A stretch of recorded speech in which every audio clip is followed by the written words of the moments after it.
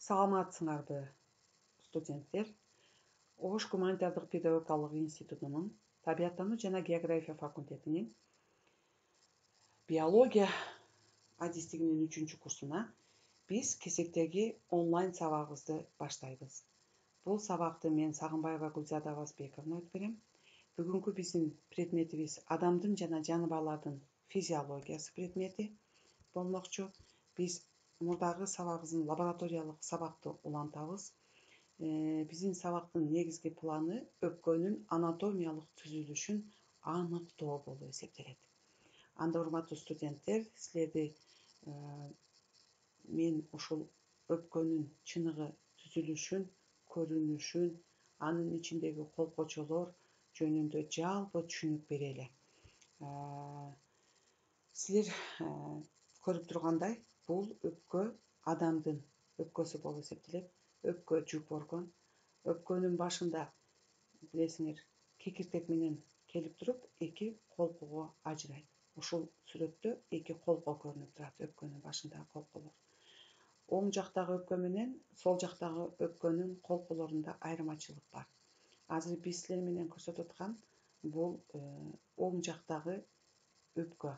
Оң жактагы өпкөнүн колкосунун ички бөлүгүндө бүктөн бар. Анткени оң жактагы өпкө келип туруп, ал 3 бутакка бөлүнүп кетет. Ал эми сол жактагы колко болсо, ал келип, ал ийилип, майда бутактарга бөлүнүп кетет. Анын себеби эмнеде? Эмне үчүн эки жакка бөлүнүп кетет? Биз азыр кийинки түшүнүктөрүндө ошону айтып кетебиз. Өпкө, билесиңер, жылмагай булчуңдан турат, көпчүлүк бөлүгү. Өпкө оң жана сол бөлүктөн турат. Өпкө мындай көкүрөк клеткасында жайылган абалда жайгашкан, көкүрөк клеткасын толук ээлеп турат. Өпкөнүн астыңкы бөлүгү диафрагма менен чектелген. Жайылган абалдагы аба толгондогу өпкө аябай кенен болот. Билесиңер, 1,5–1500 сантиметр куб абаны, эркектерде андан да көп, 2000-ге чейинки абаны кармап турууга жөндөмдүү.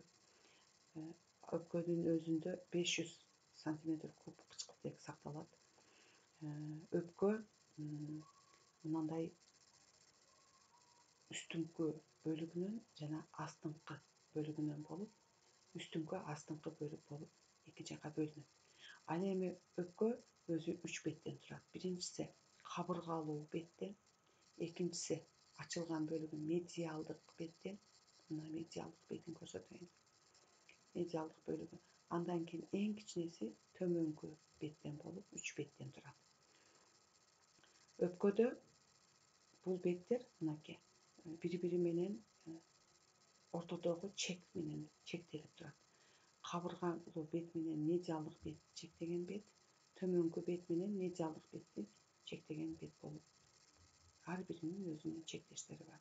Булар үлүштөр болуп эсептелет. Бул чектелген бет аябай чукул чектелген үчүн алар жалбыракча сыяктуу болуп, үзүлүп бөлүнүп турат.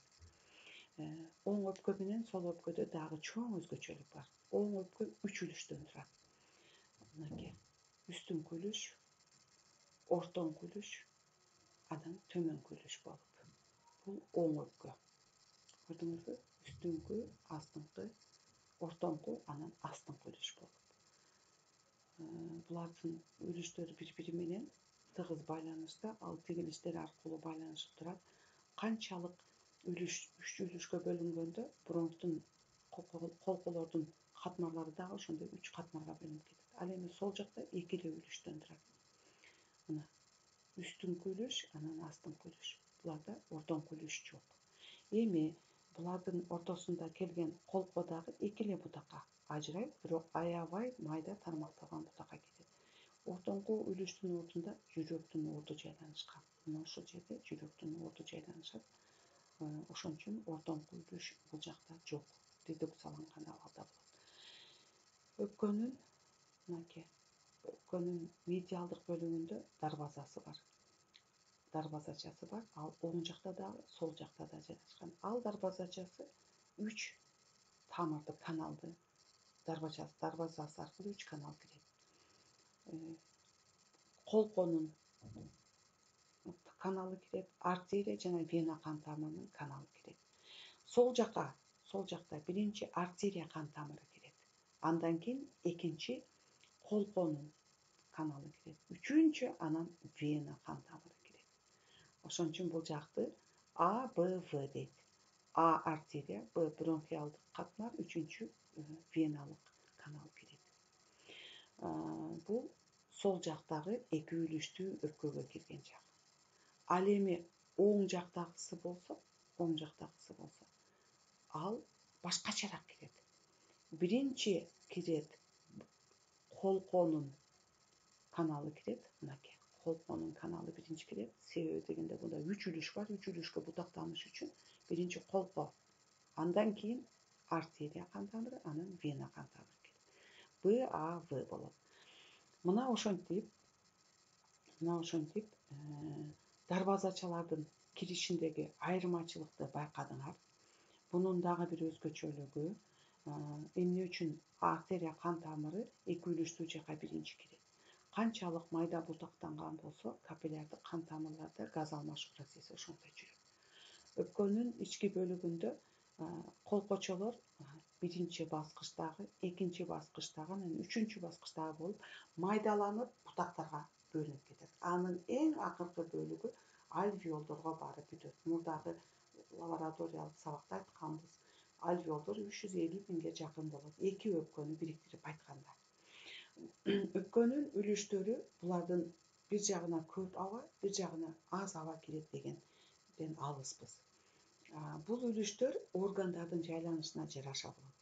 Оң жактагы үлүш 3 үлүш болгону менен кирген тармакталган колконун альвеолдорунун саны берки сол өпкөдөгү альвеолдордун санына, колкочолордун бутактанышына окшош келет. Билесиңер, үстүңкү бетинде көбүнчө канчалык артерия кан тамыры көп кирсе, ошончолук оксигемоглобин кабыл алынга болот. Оксигемоглобин кан тамыр өпкөгө мала ач кызыл түсү берип турат. Ал эми өпкөнүн кээ бир жерлери өпкө кичине эле иштебей калса көгөрүп кетет. Анткени анда вена кан тамырынан көмүр кычкыл газы келет. Бул жерде газ алмашуу процесси жүрөт. Муну биз лекцияда өткөнбүз. Оксигемоглобин, карбоксигемоглобин болгондуктан өпкөнүн кээ бир жери мала кызыл түстө, кээ бир жерлери көгүш түстө болот. Мындан эле биз тыянак чыгарып койсок болот. Оксигемоглобин кызыл түстүү жерде аябай газ алмашуу процесси, оксигемоглобин көп болгон жерди айтабыз. Ал эми көгүш болуп турган жерде көбүнчө үлүш бөлүктүк бүктөмдөрү, тигириштери көгүш болот. Бул жерде карбоксигемоглобин болот. Өпкөдө газ алмашуу процессинен башка бул жерде нымдуулук дагы болот. Нымдуулук эгерде бул абаны нымдап, кургап кетүүдөн сактап, өпкөнүн ички керегелерин нымдап турат. Эгерде бул өпкөнүн керегелери нымдалбаса, анда кургап кетүүдөн, мисалы үчүн бронхтордон кургак аба кирүү менен өпкөнүн ичи тез эле иштен чыгат. Бирок туура эмес дем алуудан, сууга өтүүдөн, ички сыртындагы плевранын ички чел кабыгынын сезгенишинен ичиндеги баягы нымдуулук көбөйүп кетет да, өпкөдө суу толуп калат. Бул ушул өпкөнүн туура эмес газ алмашуу процессинин туура эмес жүрүшүнөн болот. Ошондой эле бул үлүштөрдүн ар түрдүү болушу жүрөктүн жайланышына, ал эми оң жактагы 3 үлүштүн түбүндөгү төмөнкү бурчунун болушу бул боордун жайланышына шарт түзүү. Анын астында боор жайланышат. Мына ошон үчүн болот. Анан дагы силер билесиңер, өпкөн жылмакай булчуңдан туруп, анын ичинде көптөгөн майда колконун тармакталган бөлүктөрү болот. Колко аябай биринчи, экинчи, үчүнчү баскычтагы колколорго тармакталып кеткен болот. Ошол тармакталгандарга шарт түзүш үчүн жылмакай булчуң аябай жыйрылып жазылуу менен, билесиңер, таргыл булчуңга караганда жыйрылып жазылуусу кыска болот, бирок ошо кыска жыйрылып жазылуу менен буларда газ алмашуу процесси жүрүп турат. Мынакей, бул көгөргөн жерлери карбоксигемоглобин бар экендиги белгилүү болот. Бул өпкө, азыр мисалы үчүн мынакей процесс жүрбөй калган үчүн көгөрүүлөр көбөйүп атат. Анткени анын ичинде вена кан тамырынан чыккан көмүр кычкыл газы гемоглобин менен биригип карбоксигемоглобинге айланган учуру ошолор мындай көгүз түскө ээ кылат. Эгерде бул аябай тармакталган болот, себеби анын ичинде колкочолор 3-баскычтагы колкочолор тармакталган. Эмне үчүн теринин астында көгүш болуп калат, эмне үчүн теринин астында кызыл болот? Анткени акыркы баскыч бул альвеолдор болот. Альвеолдун тегереси аябай капиллярдык кан тамыры менен торчо сыяктуу болгон. Бул силер көрүнүп турган ушул колкочолорго бөлүнгөнү, колкочолордон майда бутактан, кадимки дарактын же болбосо тамырдын бутактанганына окшош болот. Бирок айырмачылык бар деп айттым. Оң жактагы колко 3 бутакка бутактанып, анан бутакталып кетсе, сол жактагы 2 эле бутакка бутакталып кетет. Көрдүңөрбү, ошон үчүн 3 бутак бизге узунураак болот сол бутакка караганда. Мына ошол демек адамдын өпкөсүнүн түзүлүшүнү биз анатомиялык түзүлүшүн силер менен көрдүк. Демек анын ички колкочолордон турушун, анын сыртында өпкө плеврасы менен капталгандыгын, жылмагай булчуңдан тургандыгын, алардын ички бөлүгүндө кан тамыр, вена кан тамыры, ошондой эле колкочолордон турушу. Эми негизгиси биз нерв системасы да бар булда. Өпкөнүн плеврасынын астында нерв клеткалары тармакталган абалда болот. Өпкөдөгү ар түрдүү оорулардын баскычын көрсөтө берет. Мына ошентип биз силер менен өпкөнүн ички түзүлүшүн көрдүк. Анда биз кийинки слайдка өтсөк, бышыктоо үчүн мен силерге бир топ суроолорду бермекчимин. Силер менен биз оң жана сол өпкөдө эмне үчүн сол өпкөнүн медиалдык бөлүгүндөгү дарбазаларда кирүүчү кан тамыр жана колколордун өзгөчөлүгүн байкадык. Сиздер үйдөн тапшырма, мисалы үчүн кандай абалда кирет, сол жактагысы кандай кирет, оң жактагысы кандай кирет. Силер муну таблицанын ичиндеги А, Б, В бул жерге жазып коесуңар. Сол же оң, туурабы ушул. Андан кийинки слайдда дагы ошондой БА, БВА же мындан да башкача болобу. Ушуну ссылканы коюп, бул оң же сол жактагы өпкө, бул мындай жол менен кирет, иреттүү менен кирет деп жазасыңар. Андан башка өпкөнүн топографиясы. Биринчи өпкөнүн топографиясы, өпкө организмдин кайсы бөлүгүндө жайланышкан, көлөмү канча. Анан оң жактагы, сол жактагы өпкөлөрдөгү өзгөчөлүктөрү кандай. Могу жерге жазып, мага белгилеп жөнөтөсүңөр. Урматтуу студенттер, силер менен лабораториялык сабак аяктады. Кийинки сабакка чейин кош болуңула.